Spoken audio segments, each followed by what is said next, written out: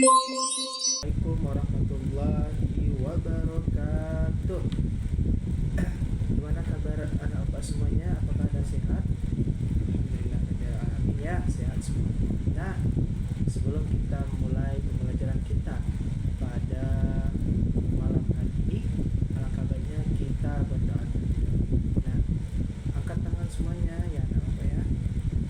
Bismillahirrahmanirrahim. Rabbi zidni ilman warzuqni fahman. Nah, sebelum kita mulai pembelajaran kita pada malam hari ini, nah di sini kita ice breaking terlebih dahulu. Nah di sini yaitu kita belajar sambil nah kita sini dulu ya apa ya. Kalau kau senang hati lafaz takbir Allahu Akbar. Kalau kau senang hati lafaz takbir Allahu Akbar. Kalau kau senang hati mari kita lafazkan. Kalau kau senang hati lafaz takbir Allahu Akbar. Kalau kau senang hati lafaz tahmid alhamdulillah. Kalau kau senang hati lafaz tahmid alhamdulillah.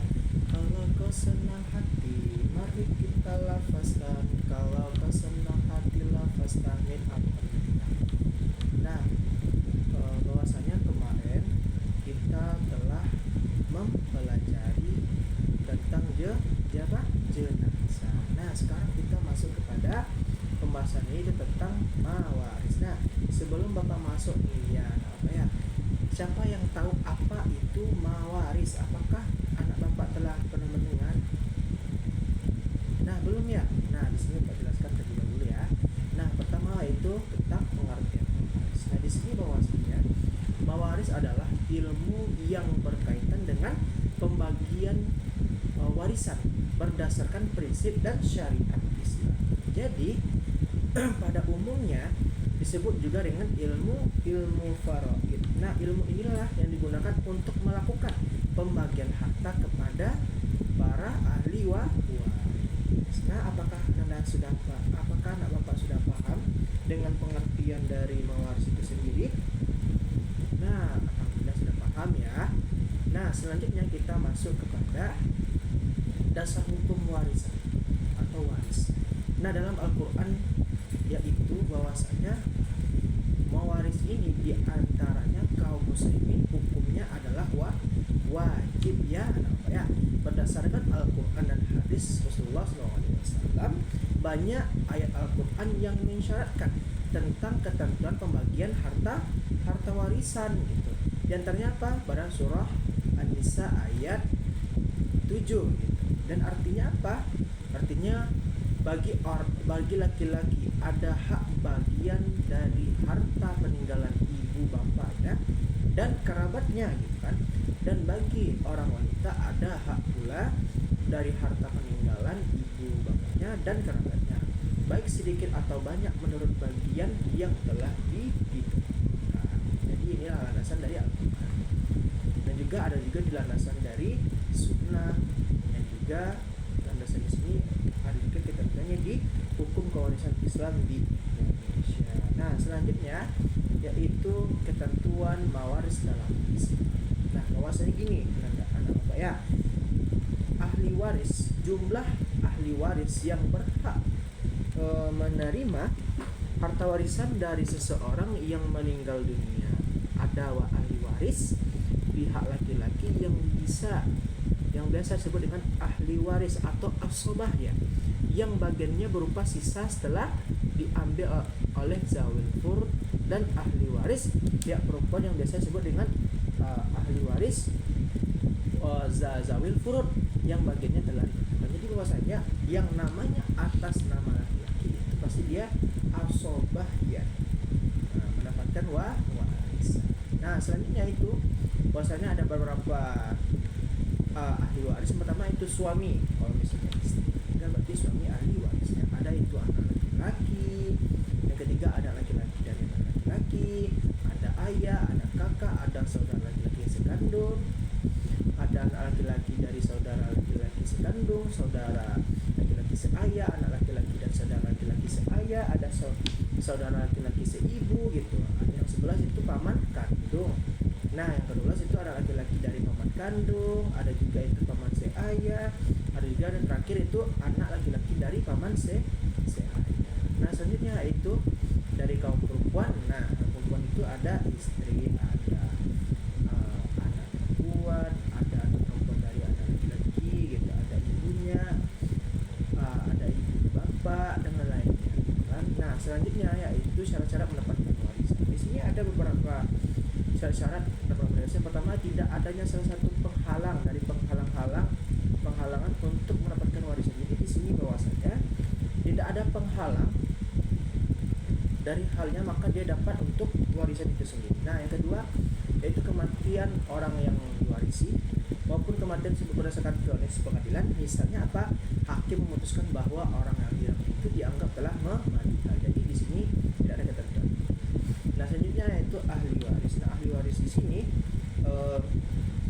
hidup pada saat orang yang memberikan warisan meninggalnya. Jadi jika seorang wanita mengandung bayi kemudian salah seorang anak yang meninggalnya, maka bayi berhak menerima warisan meskipun dia bayi meninggal dia, maka dia berhak untuk mendapatkan warisan. Nah, selanjutnya yaitu sebab-sebab menerima harta warisan. Yang pertama itu pasti dari keturunan. Pokoknya ada intinya itu ada tali darahnya gitu, ada perhubungannya antara keluarga gitu. Nah, selanjutnya itu pernikahan, itu dia dari pernikahan tadi maka bisa untuk menentukan warisannya gitu. Nah, selanjutnya itu wala, seorang yang memerdekakan budak laki-laki atau budak wanita. Ini terjadi pada zaman Nabi. Nah, selanjutnya itu sebab-sebab tidak mendapatkan harta warisan. Nah, adapun sebab-sebab dalam mendapatkan warisan ya apa ya? Yang pertama itu ada kekafiran. Nah, kekafiran di sini itu tidak dibolehkan mendapatkan warisan. Kenapa? Karena yang kita maksud di sini adalah maksud dalam Al-Quran atau dalam Islam. Nah, selanjutnya itu pembunuhan. Nah, kalau misalnya anak bapak itu nantinya maka tidak dibolehkan atau haram baginya untuk mendapatkan warisan. Yang ketiga itu perbudakan. Yang keempat itu adalah perzinahan. Perzinahan ini itulah memutus warisan itu sendiri. Kenapa dia bisa memutuskan? Karena kalau misalnya anak dari hasil zina ini anak hasil zina ini dia sudah dewasa atau masih bayi gitu. Jadi kemanakah ke arah tali darahnya kemana? Karena hasil dari perzinahan, maka di sini menjadikan pihak di antara dua pihak ini merugikan ya, apalagi bagi si anak itu sendiri ya. Nah, selanjutnya yaitu ketentuan dari warisan itu ada itu dalam surah An-Nisa ayat 11 itu yang artinya pembagian harta warisan dari seseorang yang meninggalnya merupakan hal yang terakhir dilakukan.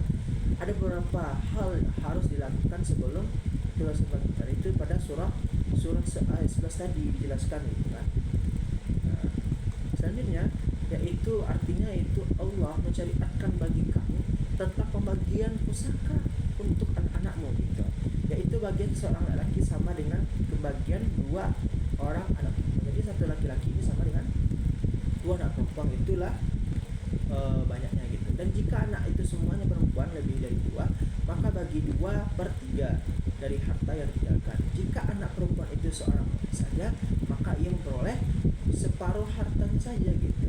Dan untuk dua orang ibu bapak bagi masing-masingnya seperenam dari harta yang ditinggalkan. Jika yang meninggal itu mempunyai anak, jika orang yang meninggal itu tidak mempunyai anak dan ia mewarisi ibunya bapaknya saja gitu, maka ibunya mendapatkan sepertiga. Jika meninggal itu mempunyai bapak bersaudara, maka ibunya mendapatkan sepertiga.